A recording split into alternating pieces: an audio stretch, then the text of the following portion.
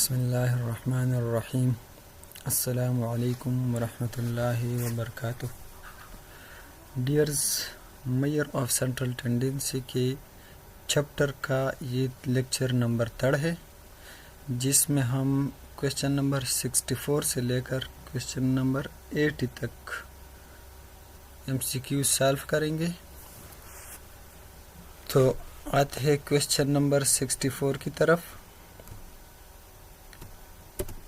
Formula for calculating the mean of a discrete series by a direct method is। अच्छा, कहते हैं कि हमारे पास जो फार्मूला है डिस्क्रीट सीरीज़ की कैलकुलेशन के लिए, ठीक है, और डायरेक्ट मेथड के थ्रू, तो वो कौन सी है?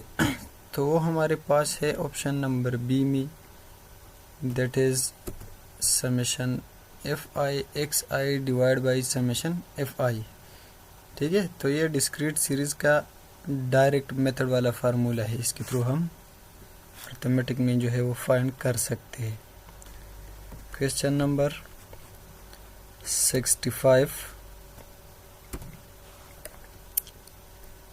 Formula for calculating the mean of a discrete series by shortcut method is. अच्छा, तो शॉर्टकट मेथड के थ्रू जो हम मीन फाइंड करते हैं डिस्क्रीट सीरीज़ में, उसका फार्मूला तो आप लोगों को याद भी होगा, लेकिन वो है हमारे पास ऑप्शन नंबर डी में, that is x bar equal to a plus summation f dx divide by summation f।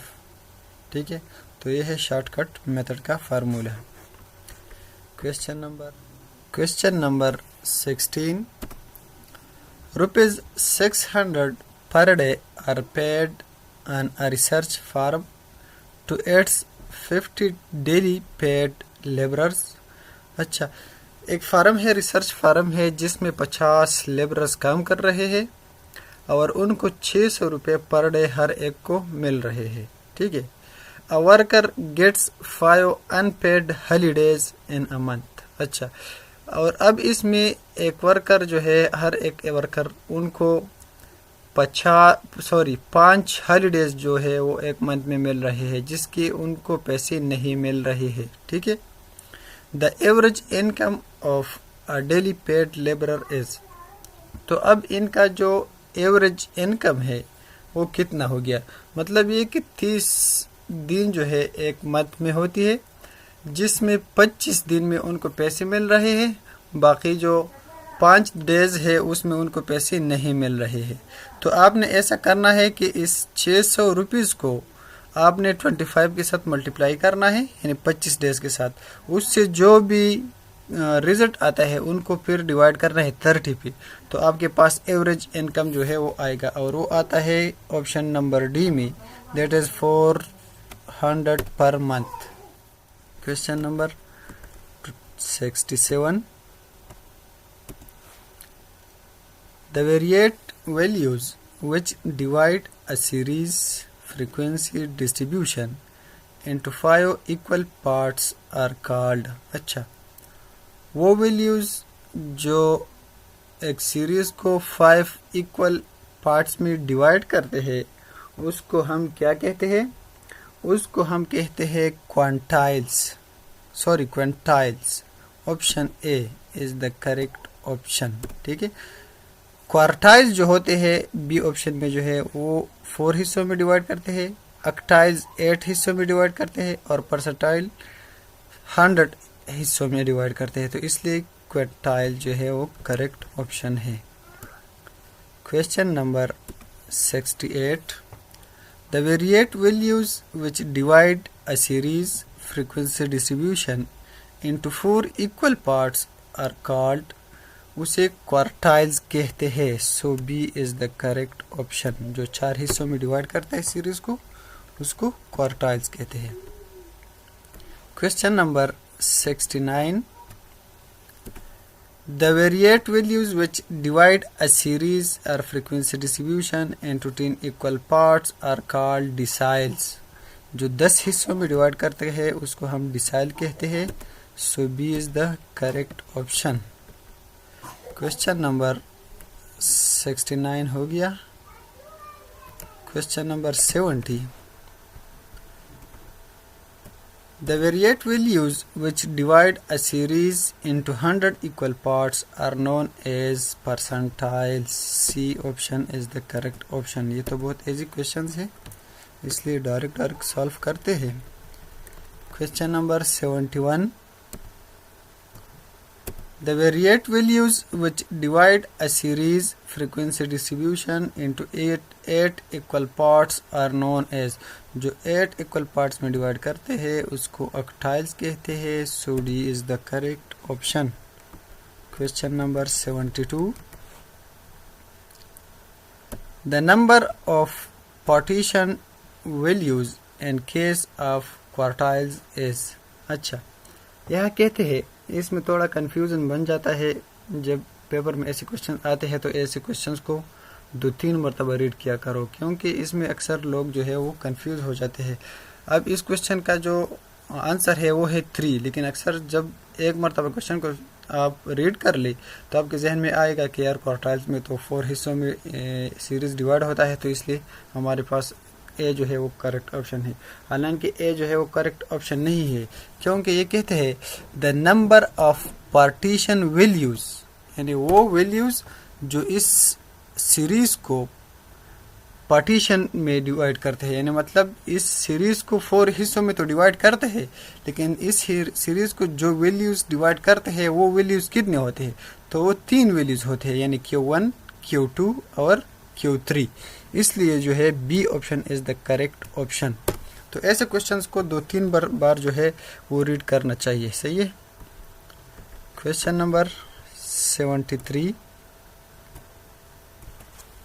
the number of partition values in case of quantiles cannot exceed।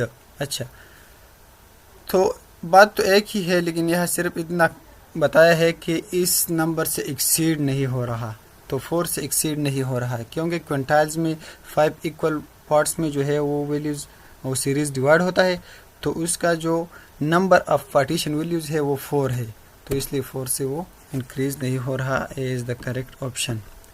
Question number 74, for deciles the total number of partition values are. अच्छा, तो partition values का number जो है decile के लिए वो 9 होता है, यानी D1 से लेकर D9 तक, इसलिए C is the correct option.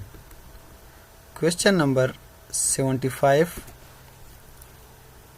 For percentiles the total number of partition values are. तो परसेंटाइल्स में P1 से लेकर P90 तक यानी 99 वैल्यूज होते हैं, तो इसलिए D is the correct option. Question number 76, the second decile divides the series in the ratio what. अच्छा, सेकंड डिसाइल की बात कर रहे हैं, ठीक है। डिसाइल में हमारे पास 10 इक्वल पार्ट्स में जो है वैल्यूज डिवाइड होते हैं, यानी D1 से लेकर D9 तक इसमें वैल्यूज होते हैं। तो सेकंड डिसाइल हमारे पास D2 है। क्या है? D2। और D2 का मतलब है 20% वैल्यूज, ठीक है। तो 20% वैल्यूज पे अगर आप मतलब 20% वाला वैल्यू आप ले ले, तो इस क्वेश्चन में क्या कहते हैं, the second decile divides the series in the ratio. तो ये 100% में अगर आप ले ले, यानी मतलब D2 और D2 से ऊपर जो है 80% वैल्यूज आते हैं, जबकि नीचे जो है वो 20% वैल्यूज आती है, ठीक है। मतलब ये कि ये 20 पोजीशन जो है 100 पोजीशन का, ये हमारे पास 1/4 हो गया। क्या हो गया? 1/4 हो गया। तो इसलिए हमारे पास करेक्ट ऑप्शन जो है वो 1:4 होगा, लेकिन ए और बी ऑप्शन में तो वो नहीं है। तो आते हैं सी एंड डी ऑप्शन की तरफ। सी एंड डी ऑप्शन में है, यस हाँ, सी ऑप्शन में हमारे पास है 1:4। तो इसलिए D2 का जो रेशो है बाकी वैल्यूज के साथ वो 1:4 हो गया, ठीक है। Question number 77, 80th percentile divides a frequency distribution in the ratio. अच्छा, तो D2 और P80 की बात तकरीबन सेम है, लेकिन P80 जो है वो 80 परसेंटेज यानी 80वां पोजीशन जो है वहाँ पर जाता है, ठीक है, जब आप सीरीज को 100 इक्वल पार्ट्स में डिवाइड करते हैं, जबकि D2 जो है वो 20 पोजीशन पे आता है। तो इसलिए हमारे पास वो 1:4 था, तो ये उल्टा हो गया, ये 4:1 होगा, ठीक है। तो ए ऑप्शन जो है वो करेक्ट ऑप्शन है। सो 4:1। Question number 78। The first quartile divides a frequency distribution in the ratio what? First quartile जो है वो एक डिस्ट्रीब्यूशन को कौन सी रेशियो में डिवाइड करते हैं? तो फर्स्ट क्वार्टाइल जो है, ठीक है, क्वार्टाइल जो है वो 25th पोजीशन पे आता है, यानी 25th से लेकर 100 तक बाकी जो रेशियो आता है वो 3 आता है, जबकि ये वाला 1 है, तो इसलिए 1:3 जो है वो करेक्ट ऑप्शन है। So D is the correct option, ठीक है। Question number 79। Fourth octile divides a frequency distribution in the ratio what? अच्छा, तो octiles में हमारे पास जो वैल्यूज है वो 8 इक्वल पार्ट्स में डिवाइड होते हैं, ठीक है। तो यहाँ आपने वो परसेंटेज कैलकुलेशन की जो हम पहले करते थे, पहले जो डिसाइल और परसेंटाइज में हमने वो परसेंटेज वाली बात की, वो उसकी ज़रूरत यहाँ नहीं है, क्योंकि फोर्थ octile की बात हो रही है, जबकि octiles में जो हमारे पास सारी वैल्यूज है, जो octiles की वैल्यूज है वो 8 होते हैं, ठीक है। तो फोर्थ वाला वैल्यू जो है वो इसकी मिडल का आ गया, ठीक है। तो इसका मिडल जो है वो हमारे पास मतलब हाफ डेटा जो है वो एक साइड पे आ गया और हाफ डेटा दूसरी साइड पे आ गया, तो इसलिए 1:1 बन गया, इसलिए ऑप्शन ए जो है वो करेक्ट ऑप्शन है, दैट इज 1:1, ठीक है। क्वेश्चन नंबर 8 की तरफ आते हैं। The first quartile is also known as, तो फर्स्ट क्वार्टाइल को हम क्या कहते हैं? मीडियन या लोअर क्वार्टाइल या मोड और या थर्ड डिसाइल। तो मीडियन जो है वो हमारे पास सेकंड क्वार्टाइल होती है, मोड तो है ही नहीं, मोड को हम यानी फर्स्ट क्वार्टाइल को हम मोड नहीं कह सकते, ये ज़रूरी नहीं है कि फर्स्ट क्वार्टाइल जो है वो मोड ही हो। और थर्ड डिसाइल जो है वो भी फर्स्ट क्वार्टाइल की बराबर नहीं है, लेकिन लोअर क्वार्टाइल इसको भी कहते हैं। अपर क्वार्टाइल जो है वो थर्ड क्वार्टाइल को कहते हैं, जबकि लोअर क्वार्टाइल जो है वो फर्स्ट क्वार्टाइल को कहते हैं। So B is the correct option. अच्छा डियर्स, उम्मीद है कि इस लेक्चर से आप लोगों ने कुछ सीखा होगा। नेक्स्ट लेक्चर जो है वो 81 से लेकर 100 तक जो क्वेश्चंस है उन पे बनाया जाएगा इंशाल्लाह। आज के लिए इतना ही काफ़ी है। अल्लाह हाफिज़ एंड अस्सलामु अलैकुम व रहमतुल्लाहि व बरकातुहू।